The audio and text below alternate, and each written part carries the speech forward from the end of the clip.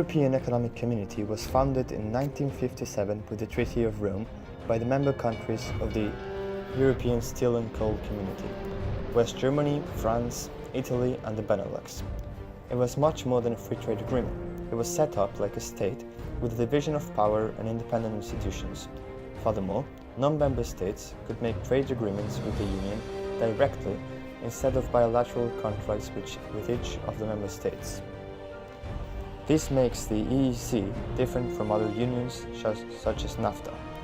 By 1973, membership was extended to the UK, Ireland and Denmark. In 1981, Greece incorporated. In 1986, Spain and Portugal were allowed to join. In the following years, the former EEC expanded into what today is the European Union, consisting of 28 member states. The EEC then became one of the three pillars of the EU, together with the common foreign and security policy and police and judicial cooperation. Finally, the EEC was abolished as the structure of the European Union was reformed under the Treaty of Lisbon. With the drafting of the Treaty of Rome in 1957, the goal of a common European market was set and the slow convergence towards standardization started.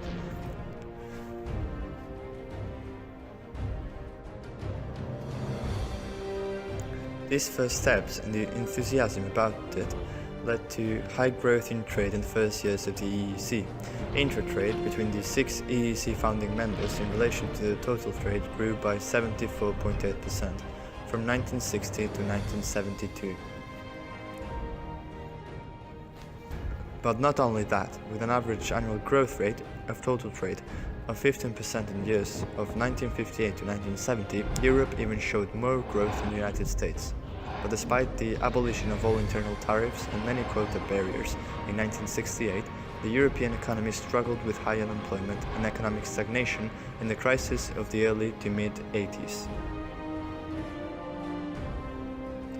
Main reason for that were the remaining obstacles that prevented them from mastering the crisis as one market. These physical, technical and fiscal barriers, such as the still existing frontier posts and huge differences in standards, needed to be removed. The main attempt in doing so was in form of the Single European Act in 1985. Member states were obliged to harmonize laws and resolve political discrepancies by 1992. But it wasn't until the formation of the EU, and with that the introduction of a single currency and the Schengen area, that big steps towards a single market were made.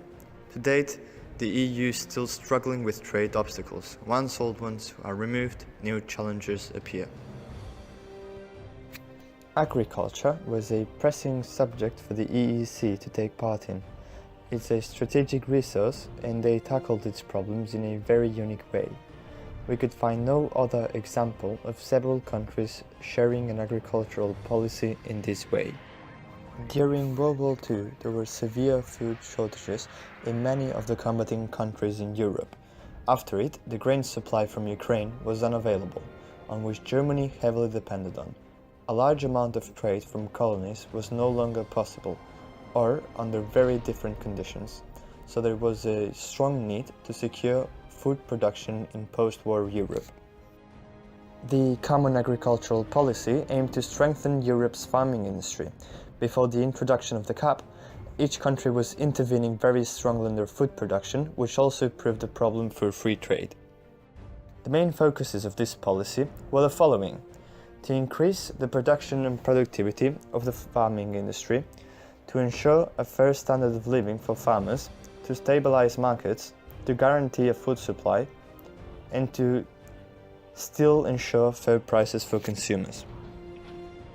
So there was a classification of agricultural products and minimum price levels set for every one of them to prevent excessively cheap agricultural products, which would represent a problem to farmers, while also allowing them to produce in enough quantity as to keep them affordable to consumers. Farmers received large subsidies and there was a great deal of investment to mechanize the industry and increase productivity. In regard to foreign trade, quotas and tariffs were implemented as to avoid competition with agricultural products from the rest of the world that could threaten this European industry.